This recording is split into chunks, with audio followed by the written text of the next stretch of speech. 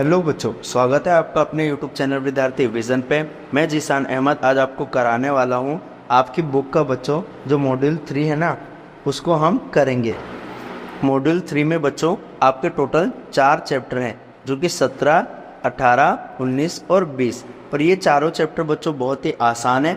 अगर इनके वर्ड्स की मीनिंग आपने समझ लिया तो आप बहुत आसानी से कर सकते हैं। इसलिए बच्चों हम कोशिश करेंगे चारों चैप्टर बच्चों इसी में आपको बिल्कुल आसान भाषा में कैसे प्रश्न आएंगे इनको एक बार आपको हम समझा देते हैं। तो सबसे पहले चैप्टर 17 है बच्चों सामाजिक परिवर्तन और उसको लाने वाले कारक। आपको पता होना चाहिए बच्चों कि सामाजिक परिवर्तन किसे कहते हैं। तो ऐसे परिवर्तन होते हैं बच्चों जो हमारे वहाँ कुछ समय बाद आते हैं और समाज की अलग अलग इकाई जो होती है ना, समाज की अलग अलग इकाइयों में परिवर्तन लाते हैं।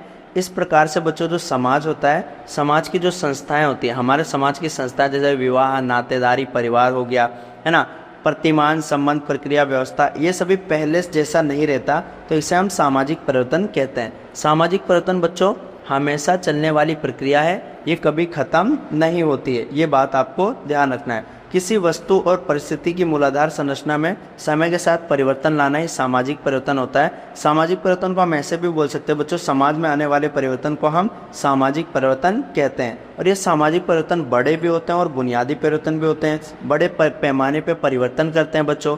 और सामाजिक परिवर्तन बच्चों लगातार चलने वाली सामाजिक प्रक्रिया है। परिवर्तन बच्चों तेजी से भी हो सकता है और धीरे धीरे भी हो सकता है। जब परिवर्तन तेजी से होता है बच्चों तो उसे हम क्रांति कहते हैं, यानी परिवर्तन जो बहुत तेजी से होता है तो उस परिवर्तन को हम बच्चों क्रांति भी कहते हैं। तो बच्चों आप सामाजिक परिवर्तन की धारणा और इससे संबंधित सिद्धांतों से पहले ही परिचित हैं। मैंने आपको अभी बता दिया परिवर्तन मानव समुदाय का जो है बच्चों एक अनिवार्य तत्व होता है। कभी कभी अचानक होता है, कभी कभी पुरानी पद्धतियों को पलटने के लिए होता है। जब अचानक होता है तो उसे हम क्रांति कहते हैं। इस पाठ में हम परिवर्तन के तत्वों के बारे में पढ़ेंगे। अब बच्चों हम जानते हैं सामाजिक परिवर्तन के कारक। सबसे पहले हम जानेंगे बच्चों सामाजिक परिवर्तन 2 प्रकार के हो सकते हैं। एक का नाम है बच्चों आंतरिक परिवर्तन, यानी सामाजिक परिवर्तन आंतरिक होता है, और एक का नाम है बाहरी परिवर्तन। आंतरिक परिवर्तन को हम अंतर्जात परिवर्तन कहते हैं और ये एक देश के अंदर होता है बच्चों, जैसे कि संस्कृतिकरण हो गया है ना, तो ये आंतरिक परिवर्तन होता है बच्चों। तो आंतरिक परिवर्तन में समुदाय में उनका विभाजन समुदाय तक पहुंच जाता है, जैसे मूल्य हो गया, एक मूल्य पिछले मूल्य से अलग हो गए, तो ये आंतरिक परिवर्तन होता है। बाहरी परिवर्तन उसे कहते हैं बच्चों जिनका कंट्रोल हमारे ऊपर नहीं होता, जो मनुष्य के उसमें बाहर होता है, जैसे पश्चिमीकरण हो गया या प्राकृतिक आपदा हो गया, ये सभी बच्चों बाहरी परिवर्तन होते हैं। तो हम सामाजिक परिवर्तन लाने वाले प्रमुख कारक यानी आंतरिक परिवर्तन, बाहरी परिवर्तन तो हमने जान लिया है ना। साथ ही साथ में देखो बच्चों, एक होता है आंतरिक परिवर्तन, एक होता है बहिर्जनित परिवर्तन। आंतरिक मतलब आदर्श और मूल्य में परिवर्तन। बहिर्जनित का अर्थ होता है बच्चों जिन पे हमारा कंट्रोल नहीं होता। तो परिवर्तन के बाहरी तत्व समाज की उन शक्तियों को प्रभाव पर बल देते हैं जो मानव के बलबूते नहीं, जैसे प्राकृतिक आपदा और प्रकोप। लेकिन यहाँ पे बच्चों हम कुछ मुख्य परिवर्तन के बारे में पढ़ेंगे, यानी उनके कारक पढ़ेंगे, वे निम्नलिखित हैं। तो सबसे पहले बच्चों सामाजिक परिवर्तन में जन्म, मृत्यु और जनसांख्यिकी संबंधित आंकड़ों के बारे में भी जानेंगे। अगर आपसे पूछे बच्चों तो पहला हम सामाजिक परिवर्तन का ये याद कर लें, जन्म, मृत्यु और सांख्यिकी संबंधित डेमोग्राफिक। दूसरा बच्चों राजनीतिक परिवर्तन भी होता है, यानी कानून वानून में। प्रौद्योगिकी परिवर्तन भी होता है, अगर तकनीक बदल जाएगी बच्चों तो समाज में परिवर्तन आ जाएगा। उसके बाद सांस्कृतिक परिवर्तन भी होता है, यानी संस्कृति में बदलाव होता है। आर्थिक परिवर्तन भी होता है, जैसे मान लो कोई देश बच्चों अचानक से आर्थिक उन्नति कर लेता है तो वो विकसित देशों में आ जाएगा। शैक्षिक परिवर्तन भी होता है। तो सामाजिक परिवर्तन के प्रमुख कारक बच्चों जन्म, मृत्यु और जनसांख्यिकी संबंधित, प्रौद्योगिकी, सांस्कृतिक, राजनीतिक, आर्थिक और शैक्षिक परिवर्तन आते हैं। अगर आपसे पूछे बच्चों जन्म और मृत्यु में, तो जैसा आप जानते हैं जन्म दर ज़्यादा होगा, जनसंख्या बढ़ जाएगी तो सांस्कृतिक परिवर्तन हो जाएगा। अगर मृत्यु दर ज़्यादा होगी, लोग मरेंगे तो कम हो जाएगी। तो यह आप ध्यान रखना। प्रौद्योगिकी का अर्थ होता है बच्चों कि यदि हमारे समाज में टेक्नोलॉजी आ जाएगी तो उससे क्या होता है, हमारे वहाँ सामाजिक परिवर्तन हो जाएगा। जैसे औद्योगिक क्रांति बच्चों हमारे वहाँ आई थी। औद्योगिक क्रांति का अर्थ होता है बच्चों ज़्यादा से ज़्यादा काम कहाँ, उद्योगों में होगा, यानी अब घर में उत्पादन नहीं होगा, घर से बाहर होगा। लोग उद्योग लगाने लगे बच्चों, पूंजीवाद आ गया। साथ ही साथ में बच्चों मजदूर गांव से शहर की तरफ आए, नगरीकरण होने लगा। नगरीकरण नगर में आए तो यहाँ पे बाहर की चीज़ें देखी तो पश्चिमीकरण आ गया। तो प्रौद्योगिकी बच्चों सामाजिक परिवर्तन का एक महत्वपूर्ण कारक समझा जाता है। उसके बाद सामाजिक परिवर्तन के सांस्कृतिक तत्व भी होते हैं, यानी सांस्कृतिक तत्व मतलब संस्कृति भी उनकी बदल जाती है बच्चों, तो ये भी बहुत परिवर्तन लाता है, जैसे भक्ति आंदोलन, सूफी आंदोलन, बौद्ध जैन धर्म हो गया। उसके बाद अगला आपका आता है बच्चों राजनीतिक, यानी राजनीतिक कारक भी होते हैं। राजनीतिक कारक जैसे कि बच्चों पहले के ज़माने में राजतंत्र होता था, तो राजा जो है ईश्वर का प्रतिनिधि होता था, लेकिन आज बच्चों कानून और विधि निर्माण की प्रक्रिया आ गई है, तो ये भी है। उसके बाद आता है बच्चों आर्थिक कारक, ये भी सामाजिक परिवर्तन में मेन वो लाते हैं। आर्थिक कारक में बच्चों हम 3 बातों के बारे में पढ़ेंगे। एक तो आर्थिक कारक में मार्क्स का दृष्टिकोण आ गया था बच्चों, है ना। दूसरा आर्थिक कारक में ही औद्योगिकरण आया था बच्चों आपका, और साथ ही साथ में हम हरित क्रांति के बारे में पढ़ेंगे और शिक्षा के बारे में। तो बच्चों सामाजिक परिवर्तन में आर्थिक कारक में मार्क्स का दृष्टिकोण पढ़ेंगे, यानी कार्ल मार्क्स के बारे में। कार्ल मार्क्स का जानते हो आप, मार्क्स बच्चों समाजवाद के जनक हैं। मार्क्स ने बच्चों वर्ग संघर्ष का सिद्धांत दिया। वर्ग संघर्ष का सिद्धांत कहता है बच्चों कि एक अमीर वर्ग होता है और एक गरीब वर्ग होता है। अमीर क्या करता है, अपने पैसों के बदले गरीब से मेहनत मजदूरी कराता है और अमीर होता जाता है, और जो गरीब होता है बच्चों उसको बहुत ही कम पैसा देता है। इससे अमीर अधिक अमीर और गरीब होता जाता है, यानी समाज 2 वर्गों में बढ़ जाता है। एक जिनके पास सब कुछ है यानी बुर्जुआ वर्ग, और एक जिनके पास कुछ नहीं बच्चों सर्वहारा वर्ग। तो इसी को बच्चों वर्ग संघर्ष का सिद्धांत कहते हैं। उसके बाद कार्ल मार्क्स ने बच्चों एक और सिद्धांत दिया था, अलगाव का सिद्धांत। अलगाव का मतलब होता है आज मशीनी युग में इंसान मशीन की तरह काम कर रहा है, जिससे उसका काम में मन नहीं लग रहा है और उसको उसके काम से अलगाव होने लगा है। उसके बाद आता है बच्चों औद्योगिकरण। औद्योगिकरण का क्या प्रभाव पड़ा, तो बच्चों औद्योगिकरण यूरोप में 17वीं शताब्दी में औद्योगिक क्रांति ने संपूर्ण विश्व में फैल गई। इसका परिणाम बच्चों सभी जगह लगभग समान पड़ा था। जैसे अगर आप देखें बच्चों औद्योगिकरण का प्रभाव, तो उत्पादन घरों से निकलकर अब फैक्ट्री में होने लगा। उत्पादन प्रक्रिया में पूंजी मैन हो गई। कार्यबल का व्यावसायिक ढांचा बच्चों अधिकांश कृषि क्षेत्र की अपेक्षा बढ़कर औद्योगिक क्षेत्र में काम करने लगे। समाज के सभी क्षेत्र के लोग औद्योगिक गतिविधि में लगने लगे बच्चों। बड़ी संख्या में महिलाओं भी घर से निकलकर काम धंधा करने लगी। धर्म, विश्वास आदि बाधाएं दूर हो गई बच्चों, क्योंकि श्रमिकों की मांग बढ़ गई थी। बड़े पैमाने पर शहरीकरण होने लगा था बच्चों, है ना। इन सब के मौजूद सामाजिक ढांचे बड़े पैमाने में बदलने लगे, जैसे एकल संयुक्त परिवार से बच्चों एकल परिवार होने लगा। तो ये बच्चों औद्योगिकरण का प्रभाव भी आपके एग्जाम में पूछ सकता है। अगला आता है बच्चों हरित क्रांति। तो हरित क्रांति भी बच्चों हमारे समाज में बहुत ज़्यादा परिवर्तन लेकर आई है। हरित क्रांति 1960 में आया था बच्चों, और ये सबसे पहले पंजाब और हरियाणा में हरित क्रांति आई।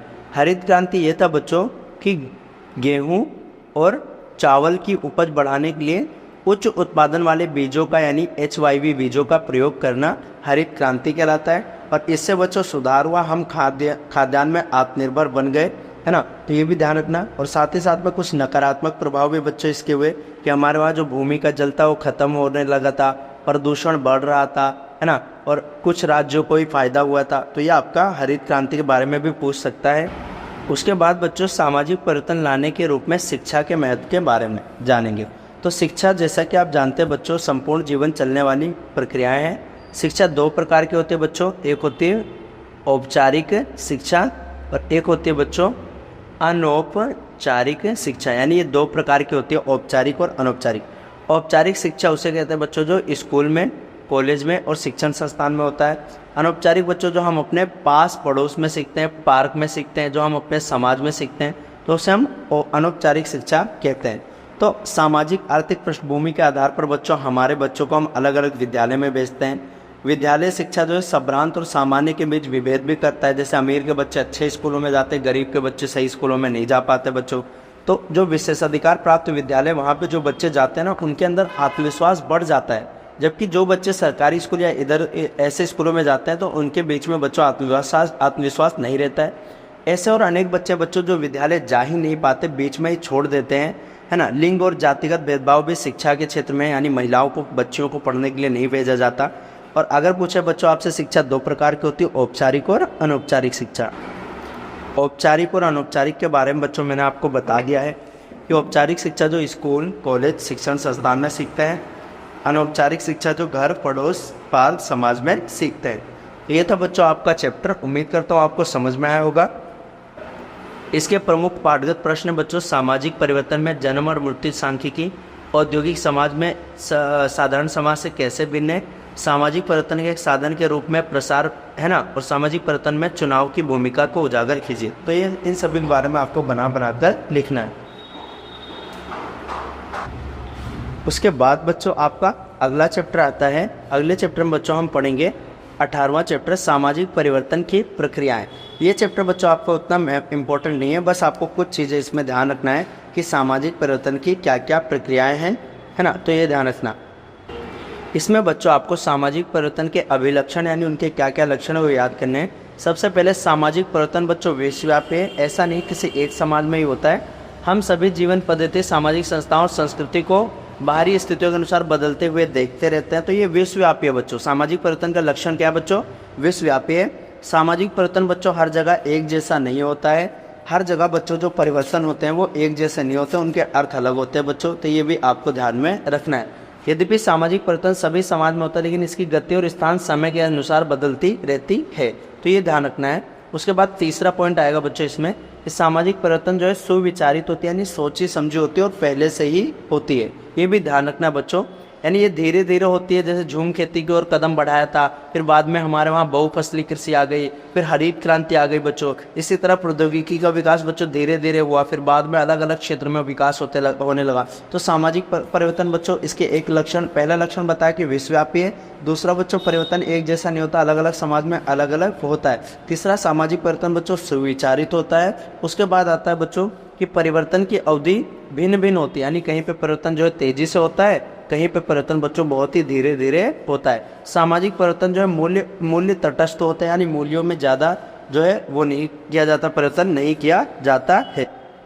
अगला बच्चों, सामाजिक परिवर्तन के कुछ महत्वपूर्ण सिद्धांत है, जिसमें क्रमिक विकास का सिद्धांत, चक्रीय सिद्धांत, कार्यात्मकता का सिद्धांत और संघर्ष का सिद्धांत। इन चारों सिद्धांत को आपको याद करना है कि सामाजिक परिवर्तन के कितने सिद्धांत है। क्रमिक विकास का सिद्धांत, कार्यात्मक सिद्धांत, संघर्ष का सिद्धांत और चक्रीय सिद्धांत। तो ये बच्चों इस प्रकार से आपके प्रश्न आएंगे। सामाजिक परिवर्तन के चार प्रमुख सिद्धांत, क्रमिक विकास का सिद्धांत, चक्रीय सिद्धांत, कार्यात्मक और संघर्ष का सिद्धांत। तो ये बच्चों आपका 18वां चैप्टर था। इसमें से जो मोस्ट था वो मैंने आपको करा दिया। अब हम बढ़ते बच्चों अपने 19वें चैप्टर में। आपको जल्दी जल्दी मोस्ट इंपॉर्टेंट क्वेश्चंस के बारे में मैं बताऊंगा। तो बच्चों हमारा अगला चैप्टर है 19, और इसमें हम सामाजिकरण के बारे में सीखेंगे। सामाजिकरण को बच्चों हम सीखने की प्रक्रिया भी कहते हैं। आइए थोड़ा सामाजिकरण के बारे में बच्चों जानते हैं। तो बच्चों सामाजिकरण वह प्रक्रिया है जिसके द्वारा मनुष्य जो है समाज का सदस्य बनना सीखता है, यानी हम सीखते हैं कि कैसे हम समाज में रहेंगे। हम भाषा सीखते हैं, बोली सीखते हैं, और सामाजिकरण बच्चों जीवन भर चलता है, यानी सामाजिकरण जीवन भर चलने वाली प्रक्रिया होती है। अगर पूछो बच्चों, सामाजिकरण दो प्रकार का होता है।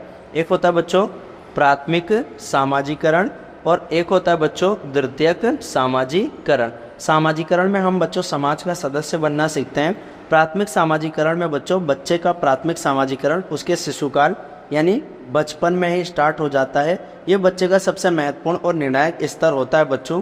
बच्चा अपने बचपन में ही इस स्तर पर मूलभूत व्यवहार जो है सीखने लगता है। द्वितीयक सामाजिकरण बच्चों जीवन भर चलती है और अंतिम अवस्था से शुरू होकर जीवन में परिवर्तन लाने तक की चलती है। तो सामाजिकरण मतलब क्या होता है? जब समाज का सदस्य बनना हम सीखते हैं तो उसे हम सामाजिकरण कहते हैं। सामाजिकरण बच्चों हमारा समाज ही हमें सिखाता है। तो बच्चों सामाजिकरण एक सामाजिक प्रक्रिया है। ये बच्चे की शारीरिक मानसिक वृद्धि विकास में भी सहायता करता है। उम्र में वृद्धि के साथ साथ मानसिक और शारीरिक विकास बच्चों हमारा करता है। सामाजिकरण बच्चे की अपने आसपास की वस्तुओं, प्रथाओं, रीति रिवाजों, संस्कृति और परंपरा को देखकर प्रतिमान और मान्यताओं को ग्रहण करने और हृदयमान सहायता करता है।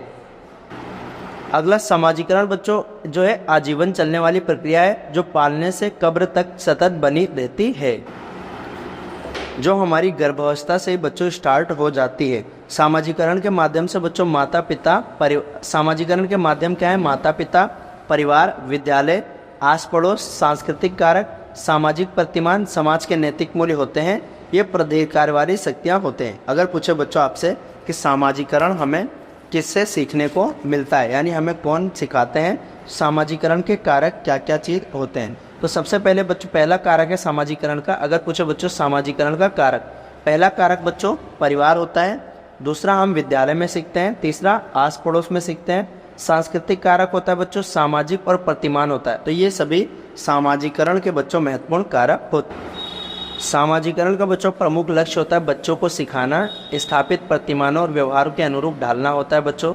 सामाजिकरण के मुख्य घटक में संप्रेषण, भूमिका की पहचान, भूमिका निर्वाह, संस्कृति ये भी आते हैं बच्चों। सामाजिकरण समुदाय के निश्चित प्रतिमानों के अनुकूल व्यवहार पर बल देता है, फिर भी कभी कभी कुछ प्रचलन या भटकाव हो जाते हैं बच्चों जो सामाजिकरण के प्रयास में असफल हो जाते हैं। बच्चा समाज के जीवन मूल्यों को भी सीख लेता है बच्चों, उसके कार्य करने, सोचने, विचारने, तौर तरीके पीढ़ी अगली पीढ़ी में संक्रमित होने लगती है। तो सामाजिकरण का मतलब होता है जब हम समाज का सदस्य बनना सिखाते हैं बच्चों को, और इसके कारक बच्चों सबसे मेन तो हमारा परिवार होता है। हमारा परिवार सबसे पहले सिखाता है, उसके बाद बच्चा आस पड़ोस से सीखता है, फिर विद्यालय जैसी संस्थाओं में जाता है, समाज से सीखता है बच्चों। समाज में पुरस्कार भी दिया जाता है, दंड भी दिया जाता है, उसको पता चल जाता है कौन से कार्य अच्छे हैं, कौन से कार्य खराब है। हमारा समाज बच्चों एक व्यक्ति को भाषा देता है, उसको पहचान देता है। तो ये सामाजिकरण के प्रमुख घटक के अंतर्गत आते हैं। अगला बच्चों लास्ट चैप्टर है आपका 20वां सामाजिक नियंत्रण। इसमें हम महत्वपूर्ण प्रश्न जानेंगे बच्चों। सबसे पहले सामाजिक नियंत्रण किसे कहते हैं? तो ऐसी प्रक्रिया होती है जिसके द्वारा बच्चों जो हमारा समाज होता है ना, उस समाज में व्यवस्था बनाए रखने के लिए, स्थापित करने के लिए सामाजिक नियंत्रण को बनाना बहुत ही ज़रूरी होता है बच्चों। सामाजिक नियंत्रण की आवश्यकता भी आपसे पूछ लेता है कि समाज आखिर अपने लोगों के ऊपर नियंत्रण यानी कंट्रोल क्यों रहता है, क्यों जिसके मन में जो है वो करने नहीं देता है बच्चों। तो सबसे पहले सामाजिक नियंत्रण की पहली आवश्यकता है कि वो समाज में व्यवस्था स्थापित करना चाहता है। दूसरा बच्चों मानव चंचल स्वभाव का होता है, वो कभी भी कुछ भी कर सकता है बच्चों, सही गलत कुछ भी। तो मानव के व्यवहार को नियंत्रित करने के लिए क्या किया जाता है? सामाजिक नियंत्रण किया जाता है। तीसरा बच्चों आता है संस्कृति के मौलिक तत्वों की रक्षा करने के लिए, यानी हमारी संस्कृति जैसी थी वैसी उनके मौलिक तत्व बदले ना, इसलिए सामाजिक नियंत्रण करना आवश्यक होता है बच्चों। चौथा बच्चों आता है सामाजिक सुरक्षा प्रदान करने के लिए भी सामाजिक नियंत्रण किया जाता है, और समूहों में एक जैसे एकरूपता लाने के लिए। यदि सामाजिक नियंत्रण नहीं होगा बच्चों तो जो हमारे समूह है ना, वो अलग अलग प्रकारों में जो है बढ़ जाते हैं। सामाजिक नियंत्रण बच्चों दो प्रकार से किया जाता है। एक होता है सामाजिक नियंत्रण का औपचारिक कारक यानी औपचारिक नियंत्रण होता है, और दूसरा होता है बच्चों अनौपचारिक नियंत्रण। सामाजिक नियंत्रण ऐसे प्रक्रिया है जिसके द्वारा समाज जो है अपने लोगों पे नियंत्रण करता है, उसे हम सामाजिक नियंत्रण कहते हैं, और ये बच्चों समाज के अंतर्गत बहुत ही जरूरी होता है। आइए बच्चों जानते हैं, तो सामाजिक नियंत्रण के द्वारा समाज द्वारा व्यक्ति के व्यवहार का संयमन यानी नियमन किया जाता है, ताकि लोग समाज के प्रतिमानों को ध्यान देकर उनका पालना करें। लोकरीतियाँ, लोकाचार, प्रथाएं, धर्म ऐसे औपचारिक साधन हैं। मैंने बताया बच्चों सामाजिक नियंत्रण ऐसी प्रक्रिया जिसके द्वारा समाज में व्यवस्था स्थापित की जाती है, उसे हम सामाजिक नियंत्रण कहते हैं। सामाजिक नियंत्रण की आवश्यकता क्यों होती है बच्चों, ये भी मैंने आपको बता दिया। और सामाजिक नियंत्रण समाज के द्वारा व्यक्ति के व्यवहार का संयमन और नियमन करने के लिए, ताकि लोग समाज के प्रतिमान को ध्यान रखकर उसके हिसाब से काम करें। लोकरीति, लोकाचार, प्रथाएं, धर्म ये औपचारिक नियंत्रण के साधन है बच्चों के। इंसान लोकरीति बना देते हैं, लोकाचार बना देते हैं। उसके बाद वर्तमान समाज में बच्चों राज्य सामाजिक नियंत्रण बनाए रखने में महत्वपूर्ण भूमिका निभाते हैं, यानी सरकार के द्वारा कानून व्यवस्था बनाया जाता है बच्चों, है ना। ये राज्य के नैतिक रूप से प्रेरित करते तथा बल का प्रयोग करके भी दोनों प्रकार से कानून व्यवस्था बनाए रखते हैं। राज्य सरकार, एजेंसियां तथा कार्यकारी लोगों द्वारा विभिन्न स्तरों जैसे गांव, जिला, राज्य आदि स्तरों पर काम भी किया जाता है। परिवार, आस पड़ोस, जनमत सभी सामाजिक नियंत्रण को प्रभावित करते हैं। जहां प्रथाएं और पारिवारिक परंपराएं एक ग्रामीण वातावरण में सामाजिक नियंत्रण बनाए रखते हैं के लिए पर्याप्त, वहीं शहरीकरण और उसके परिणाम स्वरूप सामाजिक चरित्र की विविधता के कारण राजतंत्र लागू की गई है। तो ध्यान रखना बच्चों, गांव में तो गांव के लोग ही सामाजिक नियंत्रण बनाए रखते हैं। सामाजिक नियंत्रण दो प्रकार का होता है, एक होता है बच्चों औपचारिक नियंत्रण, एक होता है अनौपचारिक नियंत्रण। औपचारिक नियंत्रण में मैंने बता दिया बच्चों, जब संहिताबद्ध नियम होते हैं, व्यवस्थित होते हैं, है ना, कानून के द्वारा, पुलिस के द्वारा, अपराध की गंभीरता के अनुसार, तो औपचारिक नियंत्रण होता है। अनौपचारिक में आता है धर्म, प्रथा, परंपरा, रूढ़िवादिता। तो ये था बच्चों आपके 4 चैप्टर जो एक ही वीडियो में रिवाइज कराए थे बच्चों। उम्मीद करता हूँ आपको समझ में आया होगा। ये 4 चैप्टर बच्चों, इसके मोस्ट इंपॉर्टेंट क्वेश्चन आपको मैंने करा दिए। मिलेंगे जल्दी अगले वीडियो में, तब तक के लिए जय हिंद बच्चों।